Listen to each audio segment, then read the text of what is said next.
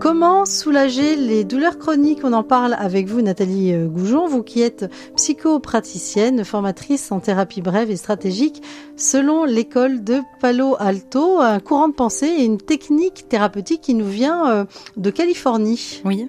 Dans les années 50. Exactement. Avec donc quelle idée, quel postulat? L'idée que quand un problème se maintient, et de temps en temps, il y a une difficulté qui reste et qui devient un problème, comme si elle s'enquistait. Si cette difficulté reste et devient un problème, ça veut dire que ce qu'on a essayé de faire pour résoudre maintient ou renforce. Oui, alors on va prendre des exemples. Vous en donnez beaucoup dans votre ouvrage Chère douleur, la thérapie brève pour soulager les douleurs chroniques. Oui. Alors, mais elle a des douleurs chroniques violentes et elle essaye de les maîtriser toute la journée, mais celles-ci reviennent encore plus fort et surtout la nuit. Oui, en décharge électrique. Donc, mais suite à un AVC qu'elle a vécu 7 ans auparavant, à la naissance de sa fille, elle garde des séquelles de cet accident au niveau du pied où elle a une sorte d'étau qui la serre comme ça. Et puis au niveau du bras, elle a des fourmis très désagréables, des fourmillements. Mais ce que je constate avec elle quand je lui pose des questions sur comment elle a mal, c'est qu'en effet, toute la journée, c'est comme si elle se bagarrait contre la douleur. Pour ne pas y penser, oui, c'est ça ? Évidemment, pour ne pas y penser, pour pas ressentir, ce qui est assez logique en fait. Donc elle fait diversion en s'occupant, c'est ça, en faisant plein de choses. Voilà, elle répond sans cesse au téléphone, elle est secrétaire médicale, donc elle répond au téléphone, elle court un peu partout, voir les médecins, voir ses collègues. Cette douleur, c'est comme si on constatait ensemble que quand elle rentre chez elle, elle se venge. Elle revient de manière ultra forte et plus particulièrement, ce qui gêne May, ce qui l'insupporte, c'est qu'elle est réveillée toutes les nuits par des décharges électriques très violentes. Donc le 180 degrés de ça, puisque c'est le principe de l'école de Palo Alto, c'est de faire autre chose. Et la meilleure manière de faire autre chose que ce qu'on fait, c'est de faire l'inverse. Je me dis, on pourrait appeler la douleur. Et donc petit à petit, au fil des séances, elle le fait. Donc elle trouve des instants quand elle va au café ou bien quand elle se rend aux toilettes se laver les mains ou des choses comme ça pour appeler sa douleur volontairement. Et vraiment, entre la première et la deuxième séance, plus de décharge électrique la nuit. Un peu comme si des tensions physiques qu'elle mettait en marche pour lutter contre la douleur, se retourner contre elle la nuit, et évidemment, quand on arrête de le faire, ça va mieux. Oui, donc l'idée, c'est prendre le temps plusieurs fois par jour pour se familiariser avec cette douleur et l'écouter. Oui. Et ensuite, du coup, adopter d'autres comportements, vous dites, pour se défendre et préserver ses sentiments de sécurité.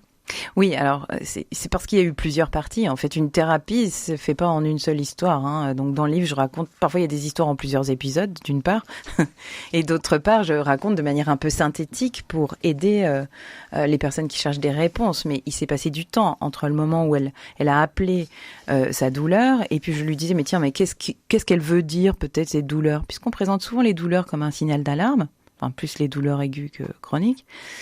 Écoutons voir, qu'est-ce qu'elle vous dit, votre douleur, quand vous l'appelez volontairement la journée. Et un jour, elle est arrivée en consultation en me disant, elle me dit, te laisse pas faire, mais... Et donc, petit à petit, on s'est rendu compte qu'elle souffrait de situations limite harcèlement au travail vis-à-vis de ses collègues et qu'il fallait qu'elle apprenne à se défendre et à répondre des choses différentes à ses collègues pour moins souffrir. Et moins être tendue finalement, et la tension engendrant des douleurs. Alors vous donnez l'exemple aussi d'Eugénie, c'est encore un autre cas, elle souffre d'endométriose, comme beaucoup de femmes. Exact, ça l'a fait souffrir depuis une vingtaine d'années, comme souvent. Les femmes qui souffrent d'endométriose, souvent il y a une errance un peu médicale, mais souvent sur les douleurs chroniques, pas que l'endométriose, ce qui est assez désespérant pour les patientes souffrant de ça. Et puis il y a le côté aussi, tu te plains pour rien, qu'on trouve dans toutes les situations de douleurs chroniques. Donc elle se force pour tout, y compris de faire l'amour avec son mari, et elle se justifie auprès de sa famille et se sent coupable quand elle ne peut pas répondre à leur attente, puisqu'elle a souvent mal. Oui. Et donc vous dites, la fausse bonne idée dans son cas, c'est de prendre sur soi tout le temps et considérer que les autres ont raison. Et du coup, vous lui proposez quoi ? Eh bien, de s'écouter plus, et d'être à l'écoute de ce dont elle a besoin, et puis de pouvoir dire et réguler avec sa famille différemment en disant non, je suis vraiment désolée, donc je viendrai pas, parce que toute sa famille lui envoyait sans cesse ce message. Ou sa mère par exemple lui disait mais je connais quelqu'un qui m'a parlé de sa fille ou qui souffre d'endométriose, elle, tu sais, elle travaille beaucoup plus que toi, elle s'en sort mieux. Des choses ultra culpabilisantes alors qu'elle souffre le martyre. Et qu'elle a le droit de le dire. On a le droit de le dire à ses proches, je souffre, je peux pas. Et donc vous lui dites, il faut accueillir tes émotions, chaque jour à la même heure, tu peux écrire ce que tu ressens pendant 20 minutes. Oui. Alors ça, c'est vraiment une pratique thérapeutique récurrente, ce qui a l'air de faire du bien. Oui. Un rendez-vous avec soi-même, tous les jours pendant, par exemple, 10 jours, et on écrit ce qui vient. C'est ça, oui, mais c'est souvent que les patients qui souffrent de douleurs chroniques, quand on ressent des émotions fortes, on a tendance à essayer de les faire taire. Or, dans son cas, non seulement elle sent des émotions fortes, mais en plus elle souffre terriblement physiquement, elle s'empêche aussi de tout, en fait. Même de l'exprimer. Donc là, ça permet d'exprimer par écrit ce qu'on ressent. Exact, et d'exprimer la tristesse, la colère, le désespoir. Elle se fait envoyer promener aussi par un médecin, c'est assez rude.